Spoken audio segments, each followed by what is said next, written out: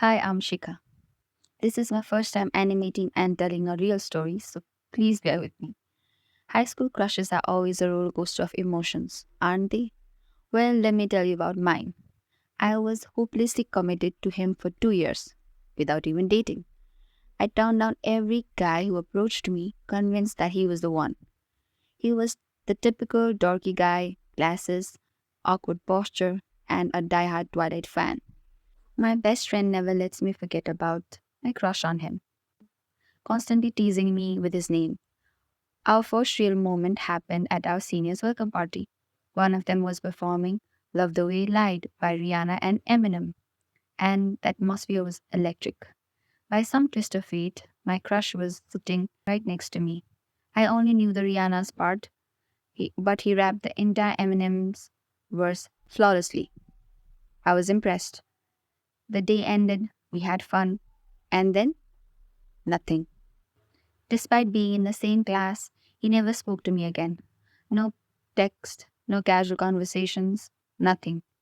But even in that silence, my feelings only grew stronger. I memorized Eminem's rap just because of him. I spent my high school days stealing glances at him, admiring him from afar. He was always asking questions in class, so I started asking more too. We both loved English literature, especially Wuthering Heights, Pride and Prejudice, and Twilight. I was so delusional that when I read about Edward Cullen's cool hands, I convinced myself that I was similar to him. Except my cool hands were because of anemia, not because I was a vampire. He always sat in the front row while I sat behind him, watching his broad shoulders, tiny waist, and crooked teeth. To me, he was beautiful. To my best friend, he was a Komodo dragon. Years later, after high school ended, he finally confessed. He had liked me all along. By then, he was in med school and I was in dental school.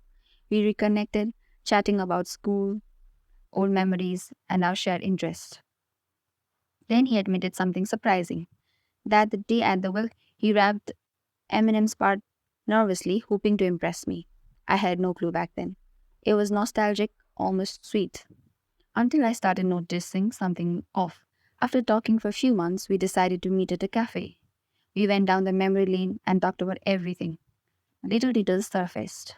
Things he should not have known, places I had visited, private conversation I had had, even the smallest social media interactions.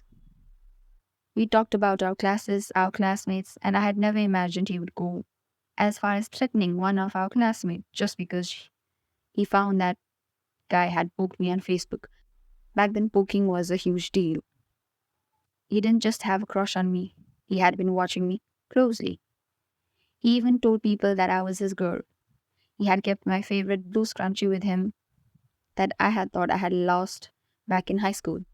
I used to write articles for the school notice board, and he had collected all of them, reading them nearly every day. But it didn't stop there. Later on, I discovered that he was friends with both my parents, my sister, and few of my relatives on Facebook. He even had my school name tag with him, which I had lost back in high school. Soon I began to worry that he might even have something as bizarre as my toenail. I was freaking out. What really unsettled me, though, was the unease I felt over something small that always seemed innocent. My best friend and I loved lollipops, okay?